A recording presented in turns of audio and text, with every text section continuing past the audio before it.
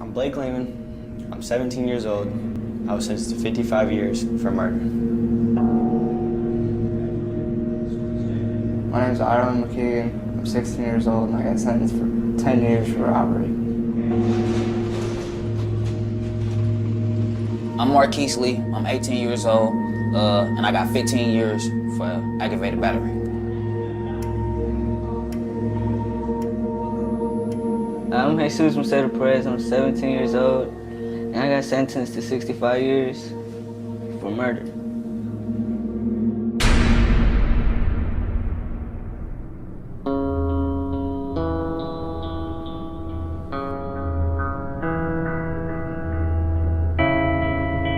This is Wabash Valley Correctional Facility in the American state of Indiana.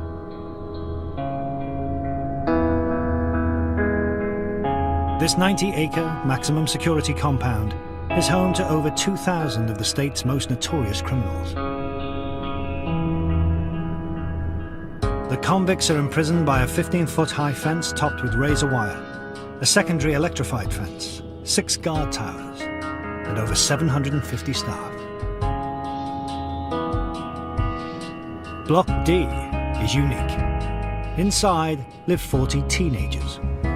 Teenagers so troublesome and violent, they've been tried and convicted as adults.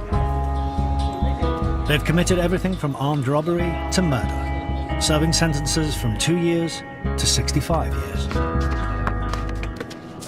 Locked in their cells for 18 hours a day, these youngsters are paying a huge price for their crimes. Boys reflecting on how a moment of madness has destroyed their lives.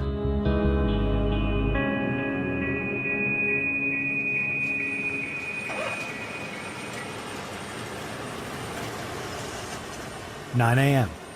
2 new teenage inmates arrive. Children are tried as adults when they've repeatedly reoffended in the youth system, or their crime is considered so horrific that an adult maximum security prison is deemed the only answer.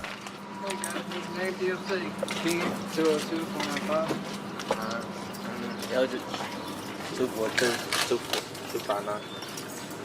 What's your name? Eldridge. With over 50 teenage boys annually coming through their gates, the officers at Wabash know what to expect. Well, these guys, they come in, they don't use deodorant and stuff. They don't care. I don't think they care.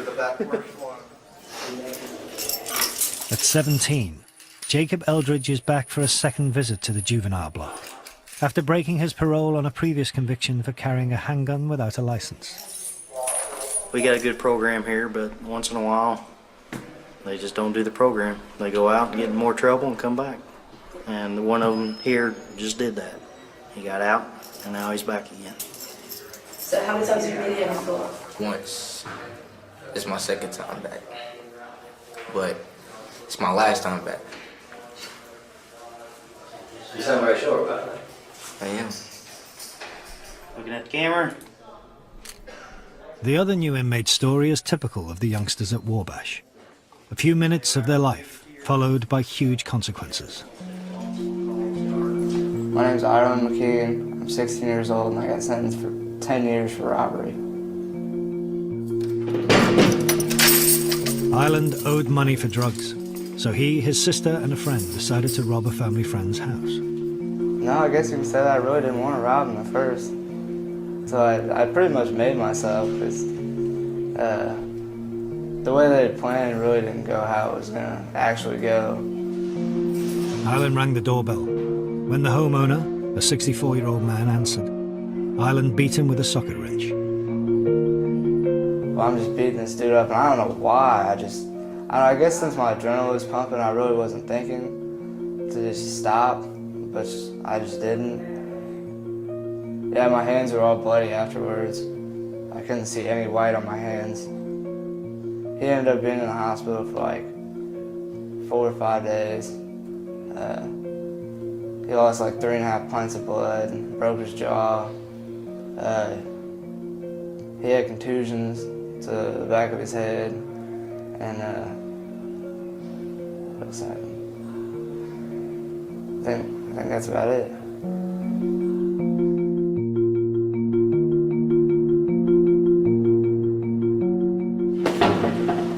steak.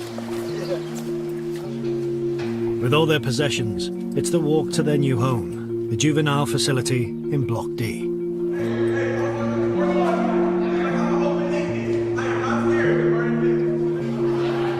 Completely separate from the adult prisoners, these 40 teenage criminals eat, sleep, and learn in this one unit.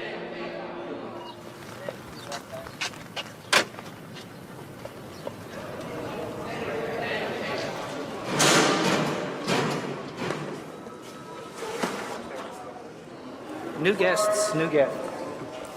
There to greet them is Correctional Officer Morrissey, a former military officer whose job now is to keep the peace in the juvenile block. A new inmate will come in, we'll place him in the cell, we'll make sure he has all his hygiene, all his necessities, and he's ready to roll.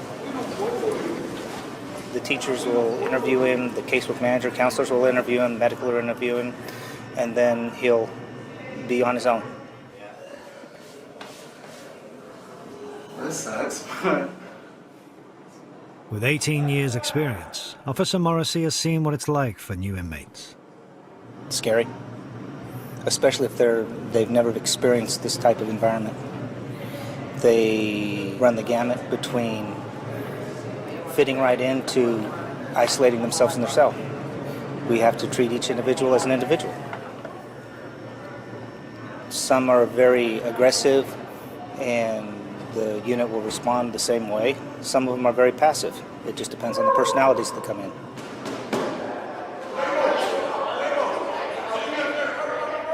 They all seem alright, you know. They all said hey and what's up, so you know, it seemed pretty cool so far, so we'll find out. You know, I want to go home with my family and get an education and just go home. That's a big reason why I want to kind of, you know, stay out of trouble while I'm in here and do good and get out.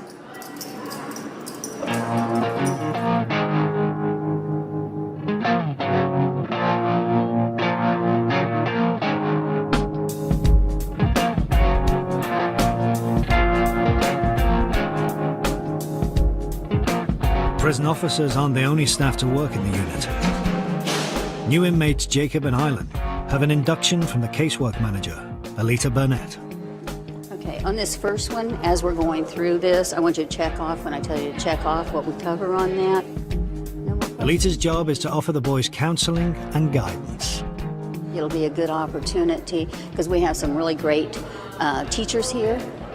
These kids are not coming from a healthy place, period. So they may feel like the whole system, the whole world has given up on them long before they even got there. And that wouldn't surprise me, you know. I mean, what I like to say is our children aren't throwaways, you know. We need to get them back out and be healthy. They're just not healthy.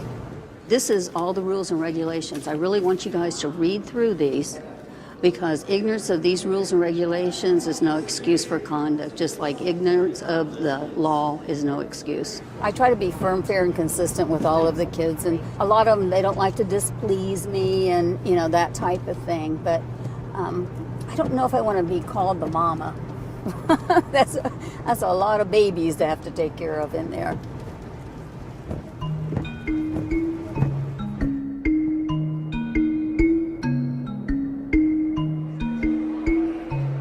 The majority of teenagers at Wabash are in for sentences of 10 years or less.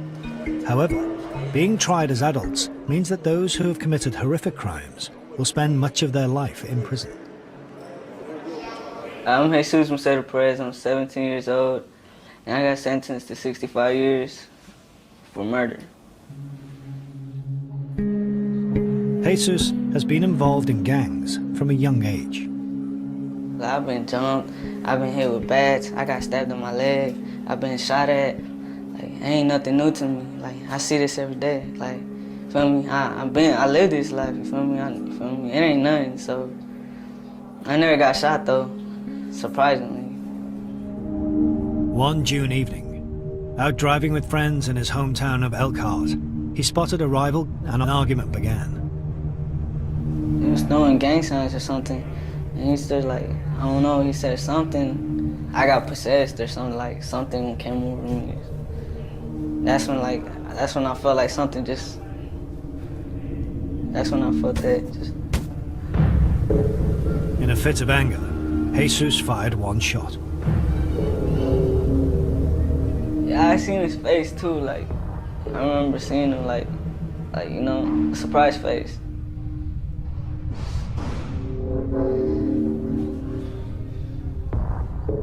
"16-year-old Braxton Barhams was dead. I know it, like me and him didn't get along, but damn, I just took his life. Like, what the fuck? What did I just do? Jesus is now spending 65 years at Wabash, reflecting on that one moment. I guess I don't like talking about it or something. What's the main reason you think you don't like talking about it?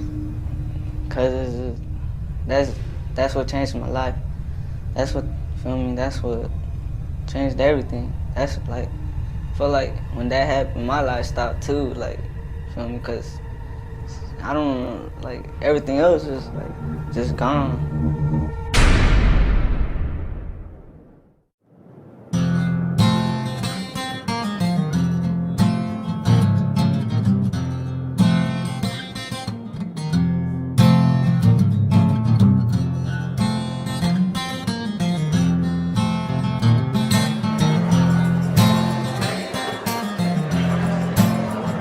Teenagers at Wabash get 1 hour of recreation in the morning and 1 hour in the evening. Part of the staff's philosophy not to punish, but to rehabilitate. Hell no! If you have just punishment and no rehabilitation, then you're doing nothing. You're just housing people, and you know, you're not helping them turn around, and then you're going to dump them back onto society. So basically, you just shot yourself in the foot, because they're going to go out and be the very same they were when they come in, and maybe worse. I'm tired of being locked up. I'm in the penitentiary. Ain't got no money on my books and I'm so hungry. Man, I'm locked up. I'm Marquise Lee. I'm 18 years old, and I got 15 years for aggravated battery. For the better, cause I'm tired of talking to my people through these letters. Man, I'm locked up. I'm trying to make it in the industry. I'm trying to get big. You feel me? I'm always gonna, you feel me, remember where I came from. I ain't gonna never forget where I came from. You feel me? Where I grew up at, in the hood. You feel me? It's positive. I'm trying to make it to the top. Crazy, I ain't even. Marquise was 16 and on probation for theft when he committed his crime, for which he was tried as an adult. Some people say it ain't fair because we underage. But then again, I'll be like, you feel me? We did you ever heard of the saying? You feel me? You do the crime, do the time. You feel me? So that's why I'm like, you feel me? I did it. So I mean, I'm owning up to what you feel me?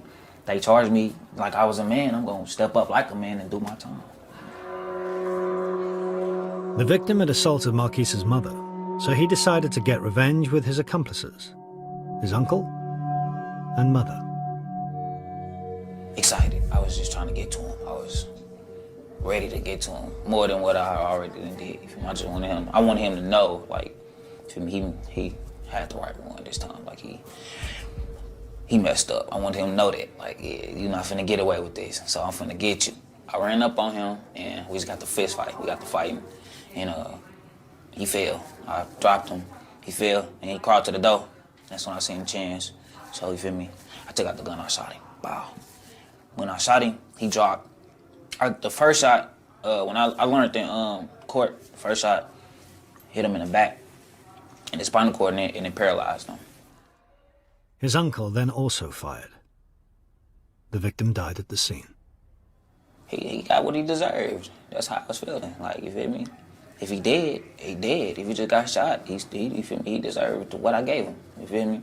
He shouldn't have hit my mama.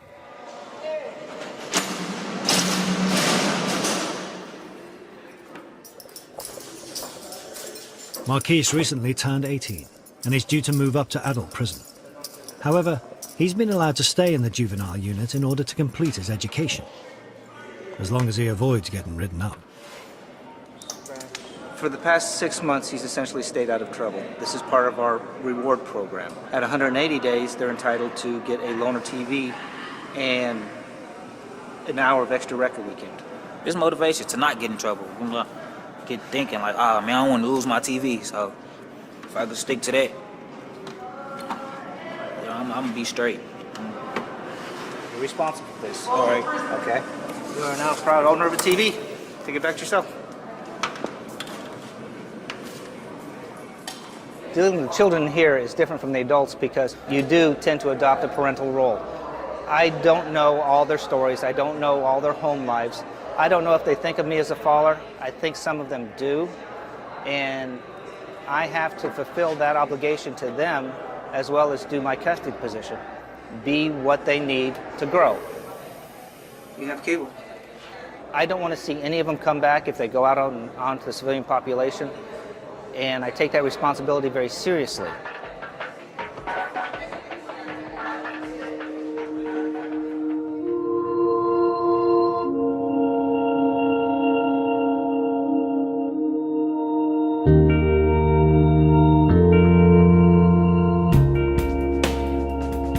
From reward programs through to mandatory schooling, the staff inside the juvenile unit of Wabash attempt to provide as stable a life as possible for the boys in their care.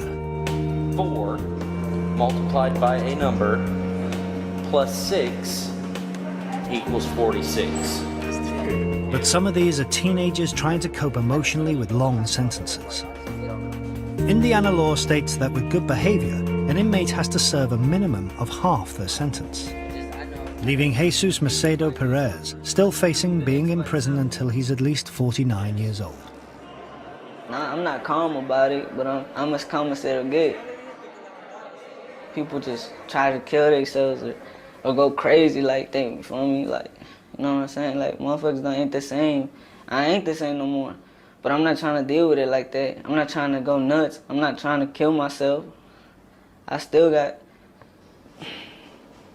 even though I'm here, I still got something to live for. Jesus is looking for any way to shorten his sentence. Hey, how you doing? For advice, he's come to casework manager Alita Burnett. Everything goes into play, as I told you from the very beginning. Conduct. So you keep your conduct, you keep going to school, get everything you can so they see you're trying to improve your life. Then you can try to get some of these things. It's tough, I know.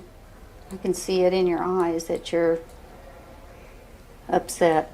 Whatever I can do, if it's just like one thing I can do, I'm gonna try to do that one thing. But don't get all down in the dumps yet. You're gonna make the best you can of everything, you know. Yeah.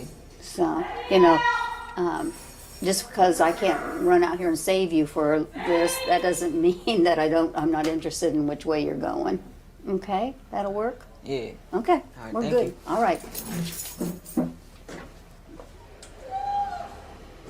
I just can't even imagine being that young and being in that situation. It just doesn't even compute with my mind. I just see it, but it still doesn't compute.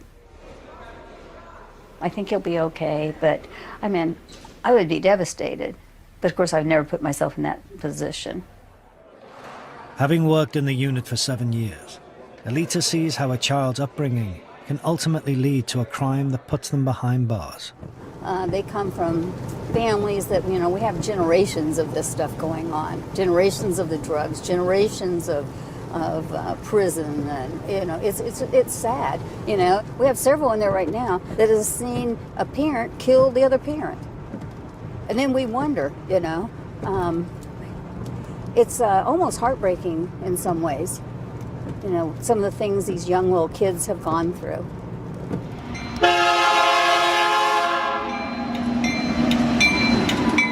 Jesus is from Elkhart in northern Indiana. His father left home when he was a toddler. The things I remember about my dad, they were not good memories.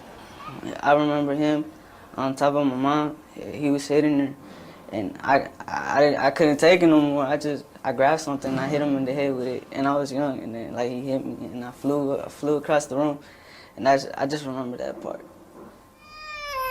His mother Irene is unemployed and is bringing up her 5 remaining children in their 2-bedroom apartment, a 5-hour drive from the prison. They haven't seen Jesus since he was taken to Wabash. He's my blood-to-blood brother, like he's my real brother, and it hurts me a lot because we were like me and him have been through a lot together and stuff, and like, but we still like I don't know, it's just hard, and I don't want nothing to happen to him. With his family living just yards from where Jesus' gangland shooting took place, his fear is that a rival gang will seek revenge on his family. That just stresses me out too, like thinking about like I can't be there for my family, like, and all the enemies I had, like I hope they don't try to hurt my family. Like I just think about that.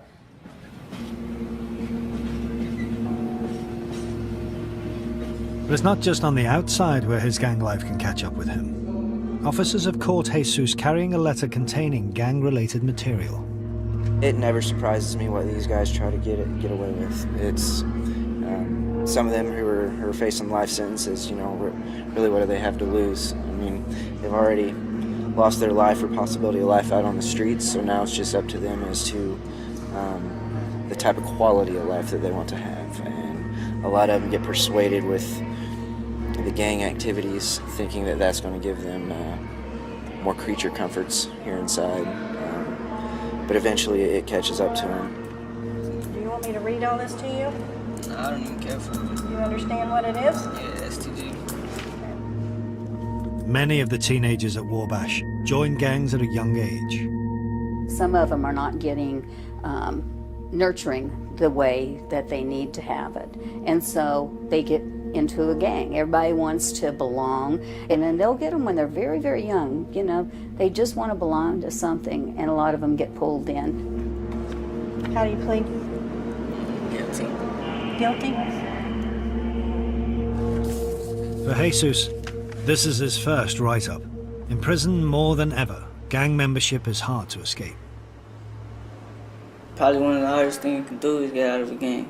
Because the only way you really do get out of a gang is, feel me, you know, dead. Shit. Cause, I don't know. I don't even care. I don't care about shit. Fuck that, man. I'm tired of this shit.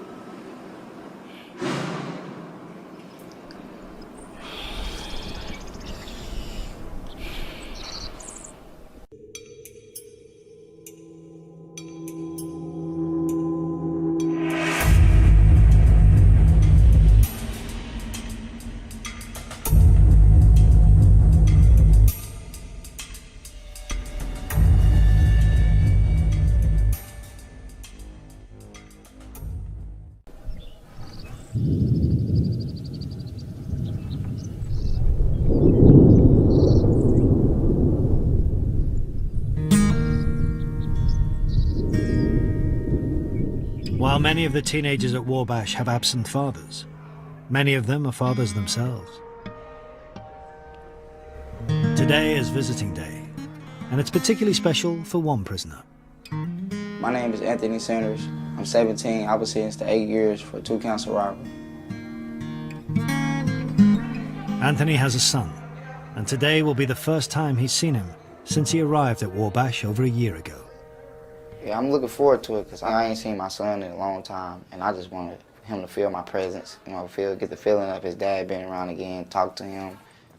His girlfriend, Nini, and his 2-year-old son, Anthony Jr., have made the 2-hour drive from Indianapolis to visit. It's hard to explain, but we're excited. We ain't seen him in over a year. So yeah, we're happy. I'm gonna tell him I love him, see if he tell me he love me back, and stuff like that. That's really it, man. Oh my God, there you go. Junior, who that? What's up? What's up? Eat this. Come here. Act like you ain't know. What's up? I'm your daddy. Say daddy. You want your mommy? You gonna leave me? What's up? Say daddy, what's up? You don't even remember me, huh? You want your mama? I don't want the keys, I want you. Say what's up. Say daddy. What's up, you crying? What's up? It's crazy. Just fool. Say what's up. Mama, daddy. Mama, daddy. Mama, daddy. This who you always talking about. Say daddy. He wants to have a family. He wants that so badly. They're children themselves, so, you know, that's quite a responsibility, even for somebody who hasn't gone through some of the things they've gone through already.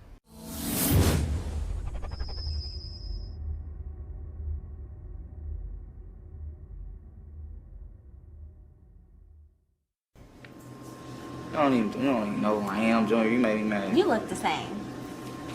You didn't say I look different. I got a little skin here. No, you don't. A lot of the kids are in relationships, and of course, you know, they're wanting their girlfriends to marry them and all of this. I mean, it is crushing for them when they move on. And it's crushing for them, especially if they have a child with that person, because that happens quite a bit. I'm not gonna let you go till you say dada. Dada? Dada. Yeah, big boy. Huh? It was wonderful. At first, I was kind of mad. He didn't act like he didn't know who I was. He was a little shy, but I figured it out. But overall, he started calling me daddy. He came through. He made my day. It was fun. Yay. He said, please. What? Made me feel real good. Made me feel like a father. What does that feel like? Make you feel like you're important. You know what I mean? Let me know I really do got some people that love me, because when you ain't got too many people out there at home, you know, when somebody looking up to you, it make you feel important in some type of way. Make me feel good. Man. Bye, Daddy. Say love you. I love you too. Like, if he made my day, I'm ready to go back to my room and just chill. Yeah.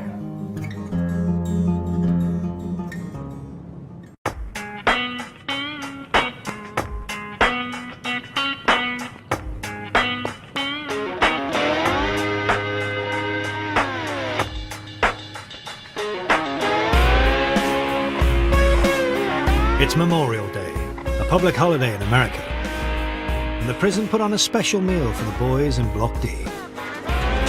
They are getting extra food, extra calories, special treats that they don't normally get throughout the week.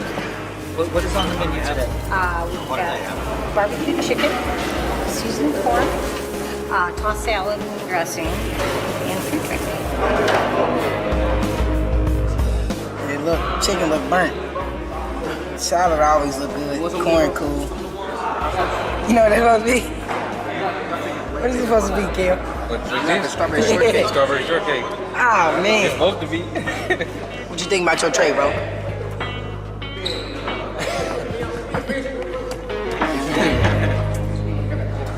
If they don't like the prison food, inmates can also buy treats with their own money. Blake Lehman has been at Wabash for over a year and has saved up for some ingredients to make a cake. The bottom, I got like honey buns, like crushed up to make like a dough. And I put some cookies on top of that, some peanut butter, and then more cookies, and then some honey buns. And then this is some icing that I made, because it's the closest thing to icing we can get. Some chocolate and some peanut butter, a little bit of milk, mixed it up. He's celebrating a big moment in every child's life, his 18th birthday. This is the second birthday I spent in jail, so, you know, it's really just another day. So that's why I made a cake, so I try to make it special. You know, it's my 18th birthday. A little bit more chocolate, you know. Yeah, I think it looks good. That's birthday. You know, the best you can do, really. Don't get no better than that. My name is Blake Lehman. I'm 18 years old. I was sentenced to 55 years for murder. 1, 2, 3. Happy birthday to you. Happy birthday to you. Happy birthday, dear Blake. Happy birthday to you. As a teenager, Blake was involved in petty crime and had been expelled from his high school. I hung out with my girlfriend a lot. You know, we were close. I was getting high every day. You know, smoking. I wasn't really worried about a lot of stuff. You know, wasn't thinking too much about nothing. Blake and 4 friends decided to break into a house in search of some quick money. Once kicked the door, to the back and got inside. And there was another door to the kitchen that was locked too. I think someone kicked that too. I didn't know anyone was there until there was actually gunshots. You know, that's when I kind of figured out, you know, somebody's home. I didn't know, and I didn't hear anything. I just heard the gunshots and turned around and ran the other way. You know, and that's what all of us did. We all ended running away, you know. So all three of us, me, Denzel, and Jose, ended up in the closet. But as Denzel was running towards the closet, he had got shot in the chest. And, you know, so he's climbing in the closet and he's bleeding, you know. And then as I'm climbing in the closet, I got shot in the leg. So we're all three in the closet and, you know, I'm bleeding. Denzel's actually dying. You can almost see like his, you know, his spirit leave his body. You know, like you could just tell it was over. You know, and it was bad. It was real bad. With their friend Denzel dead in the house, the homeowner called the police. The remaining 4 were arrested and taken to the local jail. I'd found out while I was sitting there that they were charging us with murder. You know, and at the time I kind of thought, okay, you know, they don't know what happened. I'm like, you know, they haven't talked to anybody, you know. They must think, you know, we killed Denzel. They must think, you know, they must have something switched around or something mixed up or something. But there was no mix-up. Under Indiana law, if someone dies during a burglary, all those breaking in can be held accountable. The prosecutor said there was a murder committed. You know, the homeowner was just in what he did, which, you know, it is what it is. You know, it was his home. That's right. And he said someone has to be held responsible. So he felt we were going to be held responsible because our actions resulted in what happened. The jury found the 4 guilty of murder. Blake was given 55 years behind bars. Time to reflect on how it had gone so badly wrong. My biggest regret about that day is the whole day. I mean, hell, I should have just went home. Why was I following when I should have been leading? You know, why was I, you know, not thinking for myself, you know, not thinking farther ahead, not thinking about what could have happened, what could go wrong, you know? So, yeah, I definitely regret that day. I regret a lot of everything about it.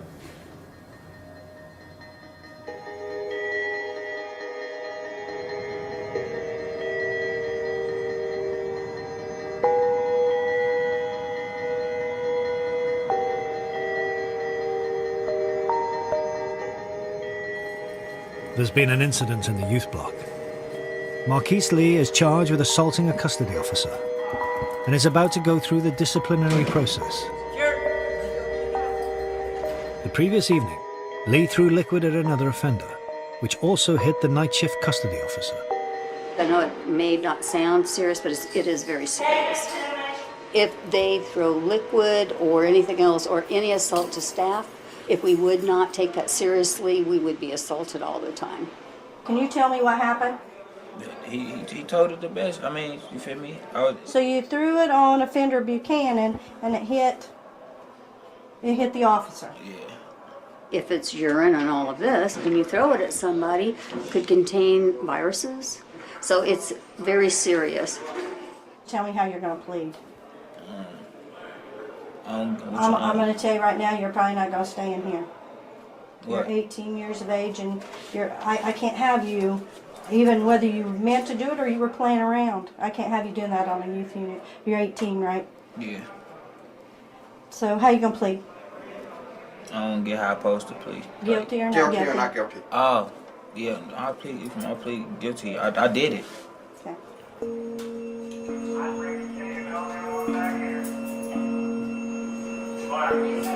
If he's moved out of the juvenile block, Marquise will miss the chance to complete his education in there. I'll get it if I intentionally meant to do it, you feel me? Meant to get it on the CO, but I didn't, you feel me? And that's for me. I don't know, man. It is what it is.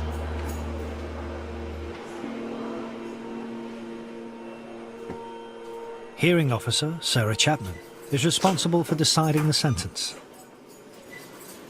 Okay, Mr. Lee, I found you guilty. Don't throw a liquid substance on staff or offenders. 1 month phone, 3 months SEG, 45 good days.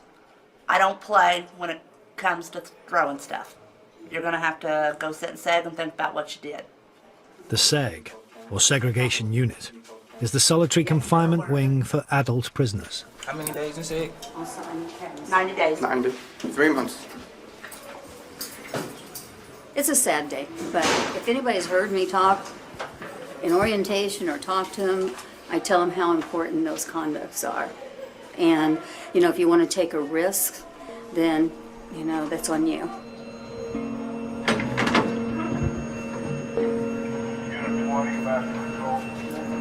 He was on this unit even though he was 18 years old. He has been moved to an adult unit where he will be treated as an adult. He is not being segregated from the other influences like he would be over here. Therefore, even though he is in a cell by himself, he will still be influenced by the voices and the comments of those around him.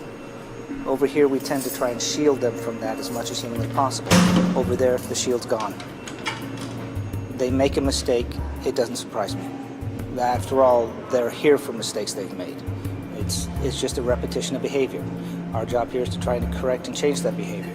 Are we successful? Not always, no. Are we successful some of the times? Yes.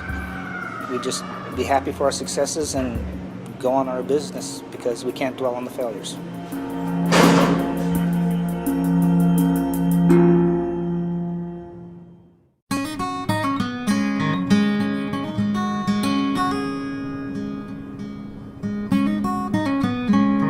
One of the goals for the boys at Wabash Valley Prison is to complete their high school education.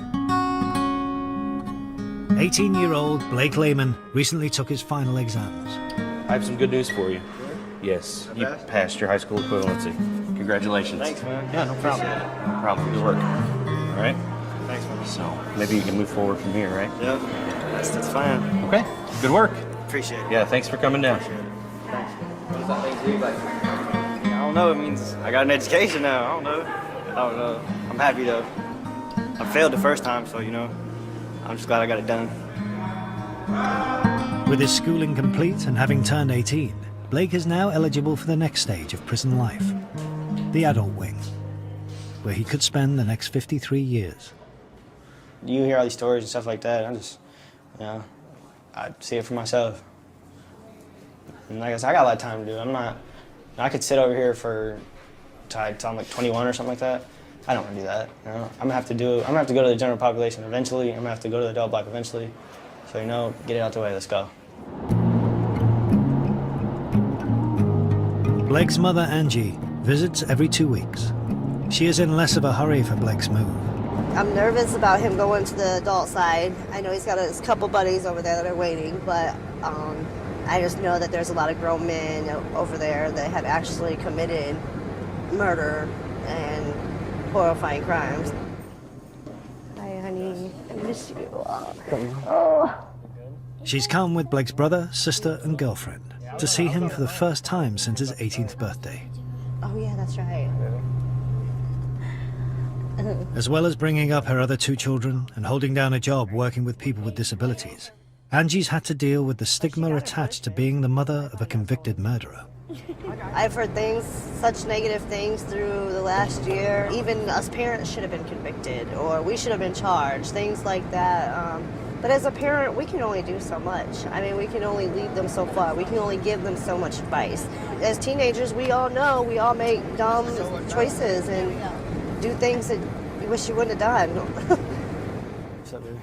From her perspective, the mistakes juveniles make is not taken into account in the US system of trying children as adults. I think we have a juvenile justice system for a reason. I think all juveniles should be charged as juveniles. They're not adults. They don't think like adults. They haven't learned like we have. These kids should have a chance to learn from their mistake, and they didn't get that opportunity.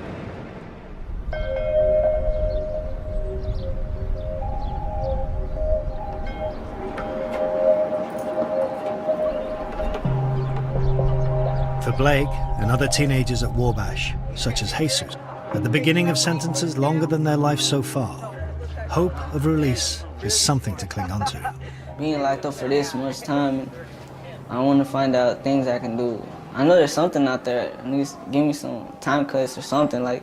The prison library could help Jesus find an answer. Adult prisoners work as clerks, to help guide fellow inmates through the complex US legal system. How can I learn about this, like that, and this? His murder charge, combined with his gang activity, meant he was looking at a sentence of 130 years. So he took a guilty plea in court, in return for a reduced sentence of 65 years. So basically, this is your first step trying to do anything about a PCR. You know what a PCR is for, though, right? I know it stands for post-conviction relief. It's to reduce your sentence. So. It can reduce your sentence and get your sentence overturned. It can be anything. Go back and get you retried. You know what I mean? But I took a plea, so it doesn't matter though. On a plea? Yeah. Well. I don't hold a lot of hope that he's going to get a shorter sentence out of this. Nobody's going to get him out of here in a year. Nobody's going to get him out of here in 2 unless they overturn his whole case. It's just not going to happen. Every prisoner, whatever age, whatever crime, has to come to terms with the consequences of their actions. I regret everything I did. I regret making money, even though it was good. I regret making money the bad way. I didn't realize it was affecting people. It was affecting people that were addicted to drugs. Like, I don't know, like stuff like that. I guess I was too young to realize I'm 17. I was 12, 13, 14, 15. I hate myself for what I did. And I understand why people hate me. I get it. I know why I feel them. Like, I hate myself too.